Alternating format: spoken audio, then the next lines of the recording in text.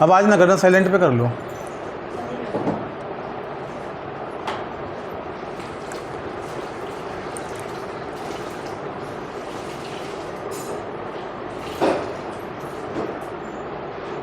कुछ अजीब लगे ना बैठने का तरीका तो बता देना। ये डाउन करो अब, सर थोड़ा सा अटेंटिव। बस ओके। अब ठीक है? ये ठीक है ना स्टाइल? हाँ बिल्कुल सर। स्टार्ट है। नमस्कार, मैं डॉक्टर विनय गुप्ता मिलवाने जा रहा हूँ ऐसी शख्सियत से जिसमें विश्वास जताते हुए, जिसकी मेहनत, ईमानदारी और एक्सपीरियंस को देखते हुए हरियाणा सरकार ने दोबारा नियुक्त किया है हरियाणा रेड क्रॉस सोसाइटी का जनरल सेक्रेटरी, जो दे चुके हैं सेवाएं अपनी 2016 से 2019 तक as vice chairman Red Cross Society को। आइए मिलवाते हैं डॉक्टर मुकेश अग्रवाल से। नमस्कार सर। हाँ नमस्कार जी। सर सबसे पहले तो आपको बधाई मेरी ओर से, क्योंकि आप मेरे प्रिय मित्र भी हैं।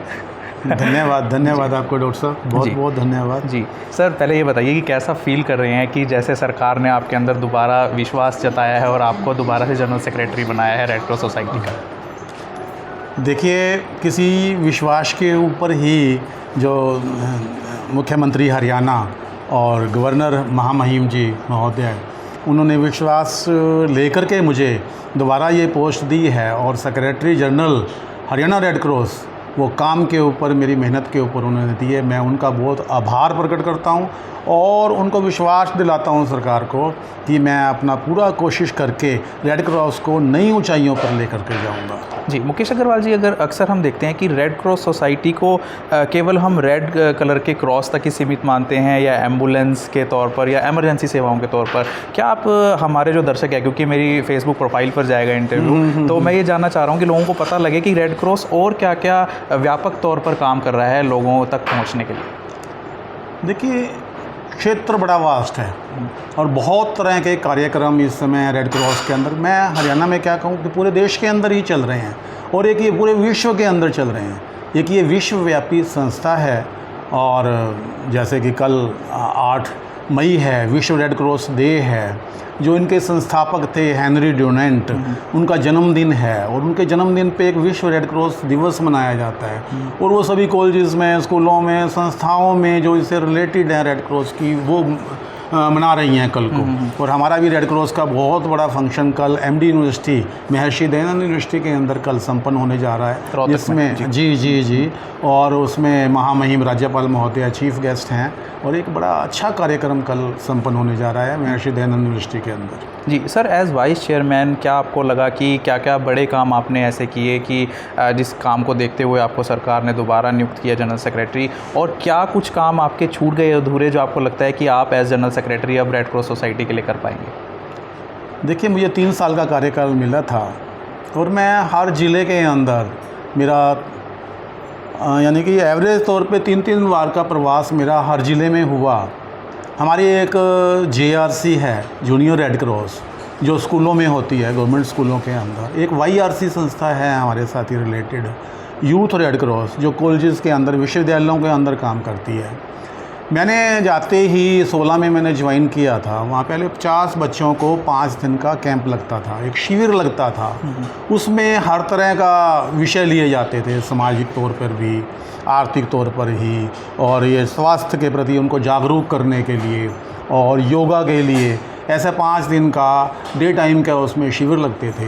मैंने वो 50 से 100 बच्चों का किया और वो मेरे कार्यकाल में भी, और अब तक भी वो शिविर चल रहे हैं। ऐसे ही स्कूलों के बच्चों के, ऐसे ही यूथ रेड क्रॉस के कॉलेजेस के अंदर। फिर हम एक कैंप साल भर में लगाते हैं। पूरे देश भर के बच्चे, नॉमिनेटेड बच्चे, वो एक हरियाणा में आते हैं और एक अखिल भारतीय कैंप लगता है, सिलेक्टेड बच्चे उसके अंदर आते हैं, वो भी हम संपन्न करते हैं। और वहाँ पे 5 दिन के अंदर उनको ट्रेंड किया जाता है, फर्स्ट एड ट्रेनिंग के अंदर और योगा के अंदर, और जो भी बातें समाज के अंदर चल रही हैं उनके जागरूक करने के लिए, उनके लिए और ये सारे कार्यक्रम उसमें 5 दिन के अंदर संपन्न होते मतलब हम ये माने कि आपका जो टारगेट रहता है कि वो यूथ के अंदर ज़्यादा से ज़्यादा अवेयरनेस को करने के लिए। यस, मेरा मन ये करता है कि जितना भी यूथ है वो रेड क्रॉस के साथ जुड़े। रेड क्रॉस है क्या? एक मानवतावादी संगठन है, मानवता के लिए काम करना, कि कोई भी धर्म, संप्रदाय, जात पात इन सब से अलग हट करके एक समरसता का विषय लेकर के हर कोई, बच्चा बूढ़ा जवान, सबके लिए कार्य हो और उसके मन में पहले हृदय में उसके अंदर मानवता जागे जी। और मानवता जा करके फिर वो मानवता की सेवा करे और निस्वार्थ सेवा करे। जी सेक्रेटरी साहब, जैसे आपने बताया कि आप यूथ की ट्रेनिंग करने जा रहे हैं, आज इस समय हम देख पा रहे हैं कि मेंटल हेल्थ आजकल एक बहुत बड़ा इशू है। जिस तरह से युवाओं के अंदर मोबाइल का चलन बढ़ गया है, ड्रग्स का चलन बढ़ गया है, तो क्या कुछ आपकी कोशिश रहेगी एज ए जनरल सेक्रेटरी की रेड क्रॉस सोसाइटी इस और कदम बढ़ाए? क्योंकि मैं भी डिस्ट्रिक्ट हॉस्पिटल में यहाँ कैथल में मेंटल हेल्थ से जुड़ा हुआ हूँ, मॉनिटरिंग एंड इवैल्यूएशन ऑफिसर हूँ, तो मेरा पर्सनल आपसे सवाल रहेगा कि मेंटल हेल्थ की दिशा में रेड क्रॉस सोसाइटी क्या करने वाली है? देखिए, कई जिलों के अंदर हमारे मेंटली रिटायर्ड एमआर बच्चे जो हैं उनके लिए सेंटर्स बने हुए हैं। तो यहाँ फरीदाबाद है, जैसे डे टाइम उसके अंदर बना हुआ, रोहतक के अंदर बहुत बड़ा सेंटर बना हुआ है, वहाँ पे एमआर बच्चे हैं, उनको हम एक हैंडीक्राफ्ट्स बनाने की, वहाँ पे मैं गया जब 16 से 19 तक मैं था, तो फाइलें बनाना है और खिलौने बना रहे हैं वो मेंटली रिटायर्ड बच्चे। शाम को सुबह उनके पेरेंट्स छोड़ जाते हैं और शाम को लेके चले जाते हैं। और ऐसा सेंटर मैं चाहता हूँ कि हर ज़िले के अंदर बने। मेरा लक्ष्य रहेगा कि मेंटली रिटायर्ड बच्चों के लिए हम ये करें और उनको कोई दिशा भी मिले और उनके लिए स्पेशल चिकित्सकों को बुला करके और उनको थोड़ा सा एजुकेट किया जाए। जी, मेरी पर्सनल रिक्वेस्ट सर ये आपसे रहेगी कि जिस तरह से आजकल मेंटल हेल्थ के बारे में अवेयरनेस की कमी है, जैसे यहाँ पे सेंटर है डिस्ट्रिक्ट मेंटल हेल्थ प्रोग्राम, तो मोबिलाइजेशन ऑफ पेशेंट्स नहीं है, कि लोगों को पता नहीं है कि यहाँ सेंटर खुल गया है। तो रेड क्रॉस सोसाइटी प्लीज़ उसके बारे में थोड़ा देखे कि पेशेंट्स मोबिलाइज हों, कि लोगों तक ये इन्फॉर्मेशन पहुँचे कि यहाँ पर एक सेंटर है, फ्री में उनको सुविधाएँ मिल रही हैं। देखिए, मेरा भी ये मन करता है, मैं रहता भी है, जहाँ भी जाता हूँ मैं यही कहता हूँ कि इसको हाईलाइट कीजिए जी, एक श्रिंक होकर के मत रहिए, इसको थोड़ा सा वास्ट उसके स्टेज पे लेके जाइए, आप एडवर्टाइज़ करें और कि यहाँ पे ये कार्यक्रम होते हैं ताकि लोगों को जानकारी मिले, पम्फलेट के माध्यम से मिले, न्यूज़पेपर के माध्यम से मिले और कोई मुनादी करा कर भी हो सकता है। तो काफ़ी लोग आजकल जैसे खान पान है और है रहन सहन है, उससे मेंटली रिटायर्ड बहुत लोग हैं जी, वो बच्चे भी हैं, बूढ़े भी हैं, जवान भी हैं, सारे उनके सेंटर्स कुछ हैं हमारे हरियाणा में, कुछ हम और कोशिश करें कि बने। जी sir, as a general secretary अब आपका सबसे पहला जो कदम है वो क्या रहेगा? आपने ज्वाइन कब किया और सबसे पहली फाइल आपने क्या टेकअप की कि भैया मैंने ये काम करना है, इसका बीड़ा उठाया मैंने रेड क्रॉस से? अभी तो जा कर के मैं ऑफिस में परसों मैंने ज्वाइन किया है जी, सबसे इंट्रोडक्शन हुई और उसके बाद मेरी जो स्पीच थी उसमें मेरा ये कहना था कि मेरे पास उस समय नेशनल स्टेट हेडक्वार्टर में 53 का मेरा स्टाफ है, सबसे मैं रूबरू हुआ स्टाफ से और उनको कहा कि मैं तो काम के लिए आया हूँ यहाँ पे और काम करना है और मैं बड़ी अच्छी प्रैक्टिस छोड़ करके आ रहा हूँ यहाँ पे और सरकार ने मेरे ऊपर विश्वास रखा है, मेरे पे विश्वास दिलाया है, मेरे को जताया है मेरे ऊपर विश्वास, तो मैं उस विश्वास को कायम रखने के लिए काम करना चाहता हूँ जी। और आप सब ने मेरी सहायता करनी। क्या रिएक्शन था वहाँ स्टाफ का? उनका बहुत बढ़िया, बड़े खुश हुए और वो क्या एक मत से, ध्वनि मत से कहूँगा मैं तो, उन्होंने कहा कि हम साथ देंगे आपका पूरा, और जो नए काम करना चाहते हैं आप, चाहे वो फर्स्ट एड की ट्रेनिंग हो, चाहे स्कूलों में कोई, अभी हमने जब मैं पहले काम करता था हमने फर्स्ट एड बॉक्स हर स्कूल के अंदर, गवर्नमेंट स्कूल के अंदर भेजे, हाँ जिले के अंदर, और इकट्ठे करके हम उनको भेजते थे, फिर वो डिस्ट्रीब्यूट करते थे। मैंने उसमें एक काम किया था कि सबकी रिसीविंग लें, कहाँ पहुँच गए हैं, रिसीविंग करके एक जो हमारे अधिकारी हैं वो जाके विजिट करके आए कि वो प्रॉपर स्कूल के अंदर रखे हैं या नहीं रखे हैं। एक पारदर्शिता जो है ना, मेरा तो पहला ये रहता कि पारदर्शिता रहे, हर कार्य में पारदर्शिता हो रेड क्रॉस की, ये मेरा रहता। सर, अब आपका कार्यकाल कब से कब तक है? जैसे 2022 में आपने ज्वाइन किया है और कैथल के लिए मैं स्पेशली क्वेश्चन पूछ रहा हूँ कि हमारे ज़िले से आप हैं तो कैथल को क्या स्पेशल बेनिफिट या एडवांटेज मिलेगा कि डॉक्टर मुकेश अग्रवाल कैथल के लिए करके गए हैं रेड क्रॉस? देखिए, मैंने अभी 5 मई को ज्वाइन किया है और ये 5 मई 25 तक मेरा कार्यकाल, 4 मई 25 तक मेरा कार्यकाल है, 3 साल का कार्यकाल है और महामहिम राज्यपाल जी ने मुझे ये कार्यकाल सौंपा है और मुझे नियुक्त किया है और इसमें मैं हर ज़िले के लिए काम करूँगा। पर कैथल में मैंने जब पिछले 3 साल मैंने गुजारे तो उसमें मैंने कैथल को एम्बुलेंस दी। कैथल में फ़र्स्ट एड की ट्रेनिंग बहुत कम होती थी, मैंने उनको मोटिवेट करके कैथल में अब ये हर साल फ़र्स्ट एड ट्रेनिंग कैंप लगाते हैं। अब तो ऑनलाइन होने लगे कि कोरोना की वजह से ऑनलाइन में ट्रेनिंग हुई हैं अब की बार। जब पिछले 16 से 19 तक था मैं, तो उनके यहाँ पे मैंने काफ़ी एक्टिवेट किया। और एक हम हर साल एक ज़िले को एम्बुलेंस देते हैं, नेशनल हेडक्वार्टर से आती है और स्टेट हेडक्वार्टर एक ज़िले को जहाँ ज़रूरत होती है। तो मैंने अपने कार्यकाल में यहाँ एक एम्बुलेंस उपलब्ध कराई थी कैथल के लिए, केवल इसी के मैं कैथल से हूँ। जी चलो, ये तो आपने बहुत अच्छा उपकार किया जिससे कई जानें बची होंगी उस एम्बुलेंस से। डॉक्टर मुकेश, मैं ये जानना चाहता हूँ कि जिस तरह से लोग हेल्प नहीं करते हैं आजकल, लोग ये सोचते हैं कि कोई अगर उसमें है प्रॉब्लम में, किसी का एक्सीडेंट हो गया है तो सोचते हैं कि लीगल उसमें चले जाएंगे वो, उसके लिए आप मैसेज क्या देना चाहेंगे कि कैसे एक आम आदमी जो रेड क्रॉस से नहीं जुड़ा हुआ है वो कैसे हेल्प करे, वो कैसे अपना ह्यूमैनिटेरियन जो दायित्व है वो निभाए? देखिए, अगर जो दर्शक ये देख रहे हैं, ये स्पीच में से सुन रहे हैं, मेरी बात को सुन रहे हैं, मैं कहूँगा फर्स्ट एड ट्रेनिंग जरूर लें। CPR एक माध्यम है, इसमें मान लो आप सड़क पर जा रहे हो और किसी को हार्ट अटैक हो जाता है, तो आप इमरजेंसी ट्रीटमेंट दे करके उसको अपनी गाड़ी में डाल करके या किसी गाड़ी को बुला करके, किसी व्हीकल को बुला करके, एम्बुलेंस को बुला करके उसको हॉस्पिटल तक पहुँचाएँ और एक आप कीमती जान बचा रहे हो उसके अंदर। और ये एक मन में आए सबके, एक संदेश हमारी बुक्स छपती रहती हैं, पॉम्फलेट छपते रहते हैं, पोस्टर के माध्यम से भी हम कहते हैं कि आप फर्स्ट एड ट्रेनिंग लें, उसके अंदर कई लोगों की जान बचा सकते हैं। वो फौरी चिकित्सा किसी को हार्ट अटैक के पेशेंट को मिल जाती है तो उसकी जान बच सकती है। जी, हमने ये देखा है सर, रेड क्रॉस का काफ़ी बड़ा योगदान रहता है ब्लड कैंप ऑर्गेनाइज कराने में भी, या उनका रोल होता है वहाँ पे।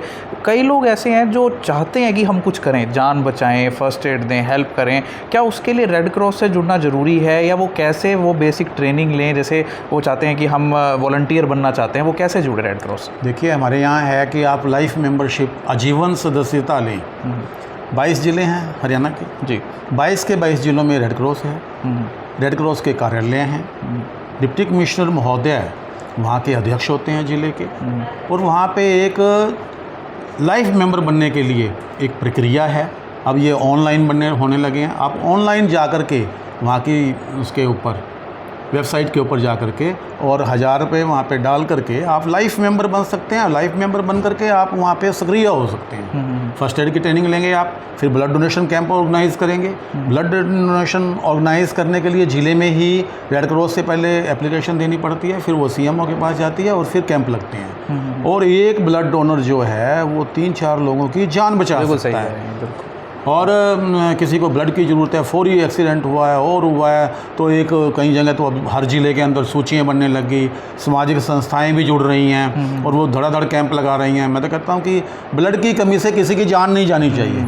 मेरा ये उद्देश्य रहा था। मैं तो जहाँ भी जाता था ब्लड डोनेशन कैंप में, कम से कम मैं पिछले 3 सालों में जब मैं वहाँ पर ड्यूटी पर था तो 100 ब्लड डोनेशन कैंप मैंने ऑर्गेनाइज़ करवाए। और मैं वहाँ पे एक स्पीकर के तौर पे गया और लोगों को मोटिवेट किया कि आप एक ये यूनिट दे रहे हैं, इससे 3 लोगों की जान बच सकती है, प्लेटलेट्स भी उसमें निकलती है, प्लाज्मा भी उसमें से निकलता है, आप किसी न किसी की जान बचा रहे हैं, नया जीवन दे रहे हो किसी को। और तो और मैंने उनको ये भी कहा कि ये जो रक्त है आप किसी को डोनेट करते हैं उसकी धमनियों में जाएगा जी, तो आपके रक्त के संबंध बन जाएंगे। सही कह रहे हो, ब्लड रिलेशन हो जाएगा। हाँ, ब्लड रिलेशन हो जाएगा। हम कहते नहीं है ब्लड डोनेशन, ये ब्लड रिलेशन है, दोनों भाई हैं ये, तो वो तो भी ब्लड दूसरे की धमनी में जा रहा है। डेफिनेटली, बहुत अच्छी बात कही। वो धमनी में जा रहा है उसकी, और वो एक भाई का संबंध बन गया, एक आत्मीयता का भाव बन गया। फला आदमी को मैंने दिया था, कई बार पता नहीं लगता, हम हॉस्पिटल में ब्लड दे के जाते हैं, पता नहीं किसको लगता है। फिर एक बात और है, इससे जात पात खत्म होती है। सही कह रहे हैं आप, समरसता का भाव आता है। समरसता का भाव तो आएगा ही। मान लो कोई किसी ने उच्च जाति का है, और आजकल तो उच्च जाति और लोअर जाति कुछ है ही नहीं है, ना सोचना चाहिए। आप ब्लड दे रहे हो तो पता नहीं किसको लग रहा है जाकर के, ठीक है ना। वो समरसता का भाव है, रिश्ते का भाव है, एक आपस में भाईचारे का वो है। तो देश में आज आवश्यकता है, इतने आंदोलन हो रहे हैं और हो रहे हैं, किसी को रिजर्वेशन चाहिए, किसी को कुछ चाहिए। तो ये ब्लड के माध्यम से अगर आप एक बार दान दे देंगे, ब्लड डोनेट कर देंगे, तो आपके रिश्ते बढ़ेंगे जी। सर, आप मौका दीजिए किसी को रक्त देने का पता नहीं कितनी उसकी ज़रूरत होगी। सही कह रहे हो सर। सर मैं ये जानना चाहता हूँ कि कोरोना काल में रेड क्रॉस सोसाइटी की क्या भूमिका रही है और क्या आपसे संतुष्ट हैं उससे, क्योंकि आप 2019 में पद छोड़ गए थे, 2020 से कोरोना शुरू हुआ, तो आपने देखा होगा कि कोरोना काल में रेड क्रॉस ने किस तरह से फंक्शनिंग की, दूर रहकर भी उससे रेड क्रॉस से, तो क्या आप संतुष्ट हैं और किस तरह से हेल्प की रेड क्रॉस? देखिए, मैं तो ज्वाइन होते ही मैंने सारे पेपर वगैरह देखे। कोरोना में बहुत काम हुआ है, ऑक्सीजन का, ऑक्सीजन सिलेंडर सप्लाई करने का, और का फरीदाबाद है और ये गुड़गांव है, दिल्ली के आसपास हैं, उन्होंने ब्लड इकट्ठा किया, बड़ी मेहनत की उन्होंने। ऑक्सीजन की सप्लाई नियमित रहे ये भी देखा। गवर्नर हाउस से दवाइयों की खेप पहुँचाई जिलों के अंदर, और बहुत कुछ उन्होंने रेड क्रॉस ने पूरे 22 के 22 जिलों में, पूरे हरियाणा प्रांत के अंदर रेड क्रॉस के माध्यम से बहुत कुछ काम हुए हैं। जी मुकेश जी, क्या संदेश देना चाहेंगे रेड क्रॉस के वॉलंटियर्स को और हेल्थ वर्कर्स को? जैसे मेरे जैसा छोटा सा हेल्थ वर्कर यहाँ पे काम कर रहा है, वैसे ही हेल्थ वर्कर्स को क्या संदेश देंगे कि वो कैसे अपना काम ईमानदारी से करें, ताकि आपकी तरह हम बन सकें कि जैसे आपने काम किया और आपके अनुभव को देखकर सरकार ने दोबारा अपॉइंट किया तो हमारी भी प्रशंसा और हम अपना वर्क भी हार्ड वर्किंग तरीके से कर सकें? इसमें डॉक्टर साहब मेरा एक कहना है कि पहले तो मेंबर बने जी, और फिर एक जो वॉलंटियर की डेफिनेशन होती है, वॉलंटियर करना स्वयंसेवी, अपनी इच्छा से, स्वयं की इच्छा से दूसरे की हेल्प करने के लिए, दूसरे की सेवा करने के लिए तत्पर रहें। तो रेड क्रॉस से जुड़ें। और उसके बाद सभी युवाओं को, जो मेरी आवाज़ सुन रहे हैं, सभी युवाओं को भी मेरा संदेश है कि वो रेड क्रॉस से जुड़ें, रेड क्रॉस के माध्यम से जुड़ें। मेरा चंडीगढ़ में कार्यालय है, मैं कैथल में रहता हूँ, तो कोई किसी को दिक्कत आती है मेरे से मिले। मैं नंबर भी अगर कहेंगे आप तो आप अनाउंस कर सकते हैं। हाँ, आप, मेरा नंबर है, आप कोई नोट करना चाहे तो 9812427768। कोई भी किसी तरह की इसमें बातचीत, मैं दोबारा फिर दोहरा देता हूँ, 9812427768, ये मेरा मोबाइल नंबर है। और मैं कभी इसको रात को भी बंद करके नहीं सोता, और इससे कभी भी मेरे से बात कर सकते हैं। कोई भी जानकारी लेनी हो रेड क्रॉस से संबंधित, कोई सदस्य बनना हो, वॉलंटियर बनना हो, किसी सेवा संस्था से जुड़ना हो, कहीं भी सेवा करनी हो, हमारी वृद्धाश्रम है हरियाणा में, कई वृद्धाश्रम है। वैसे तो मैं वृद्धाश्रम के खिलाफ हूँ जी, क्योंकि क्यों अपने बच्चों के परिवार साथ से रहना करता है। बच्चों को, जो आज का युवा है, उनको भी संदेश देना चाहता हूँ कि आपके जो पेरेंट्स हैं, आपके जो माता पिता हैं, कृपया वो वृद्धाश्रम में ना जाएं। किसी के बच्चे नहीं हैं तो वो वृद्धाश्रम के लिए, उनके लिए होना चाहिए। जिनके बच्चे हैं, सक्षम हैं, माँ बाप की सेवा कर सकते हैं, वो वृद्धाश्रम की तरफ उनका मतलब रियली नीडी लोग जो ही वृद्धाश्रम ये ना हो कि उनके घर में करोड़ों आजकल मैं कई वृद्धाश्रम में गया, प्रवास किया मैंने, गया, जाके देखा उनको, तो बातचीत की। मेरा एक लड़का है, मेरे 2 लड़के हैं, और वो जगह नहीं है मकान में, ये है वो है, तो मैं तो उनको कहता था, उनको समझाता भी था, युवाओं को भी समझाता हूँ। मैं कई JRC कैंपों में, YRC कैंपों में, यूनिवर्सिटी में भी गया, JJ यूनिवर्सिटी में गया, MD यूनिवर्सिटी में गया, कुरुक्षेत्र यूनिवर्सिटी में गया, सब जगह यही कहता था कि आप अपने माँ बाप की सेवा करेंगे तो आने वाले टाइम में बच्चे भी आपकी सेवा करेंगे। आप भी वृद्ध होने वाले हैं, आप भी वृद्ध होने वाले हैं, बच्चे ही ये सब काम, आप भी बच्चे थे, आगे भी जो आपकी संतान है वो भी बच्चे हैं, वो आपको कैसे सेवा करेंगे आपकी? आपको उनको दिशा क्या देंगे, संस्कार क्या देंगे? जी, थोड़ा सा आपने अब बच्चों की बात ही करी, तो पर्सनल लाइफ के बारे में जानना चाहूँगा। बच्चे आपके क्या क्या करते हैं और कहाँ सेटल्ड है? मेरा एक बेटा है, एक बेटी है। बेटे ने MPA किया हुआ है, वो आजकल बैंक मैनेजर है, HDFC में चंडीगढ़ में काम करता है, वहाँ का मैनेजर है। बेटी मेरी ने MSc बॉटनी में किया है, वो आजकल फरीदा में सेटअप है, और स्कॉट में दामाद काम करते हैं, और तो वो फरीदाबाद में ही सेट हैं। जी जी, 2 बच्चे हैं मेरे। जी, तो बहुत धन्यवाद मुकेश जी हमें समय देने के लिए। तो आपने देखा कि ये है वो क्वालिटीज़ जो अब तक आपने इनसे बातें सुनी हैं, तो ये मेरे मित्र होने के साथ साथ ऐसी क्वालिटीज़ से भरपूर शख्स हैं जिन्होंने वाकई ऐसा काम करके दिखाया है हरियाणा रेड क्रॉस सोसाइटी के लिए as vice chairman from 2016 to 2019। जिस काम को देखते हुए गवर्नर और चीफ मिनिस्टर ने इनको दोबारा से हरियाणा रेड क्रॉस सोसाइटी का जनरल सेक्रेटरी नियुक्त किया है। आशा करते हैं कि इससे पूरे हरियाणा के साथ साथ कैथल को भी बेनिफिट होगा। रेड क्रॉस के वॉलंटियर्स और एक्टिव तरीके से देश की, समाज की, प्रदेश की की और हमारे ज़िले के लोगों की सेवाएं करते रहेंगे। और मैं तो हमेशा सेवा रत रहता ही हूँ, एज ए गवर्नमेंट ऑफिशियल भी और एज ए इनका जो बेस्ट फ्रेंड भी। तो फिर से आपको बहुत बहुत शुभकामनाएं मुकेश अग्रवाल जी, जनरल मेरी सेक्रेटरी। आवाज़ आपने पहुँचाई दर्शकों तक, ये मैं आपका धन्यवाद करता हूँ। जी, तो इस इंटरव्यू को ज़्यादा से ज़्यादा शेयर कीजिएगा, क्योंकि बहुत कम लोग ऐसे होते हैं जो एक पद से हटने के बाद भी दोबारा से उस संस्था में किसी अच्छे महत्वपूर्ण पद पर नियुक्त हो पाते हैं। मैं डॉक्टर विनय गुप्ता, दीजिए इजाज़त। धन्यवाद।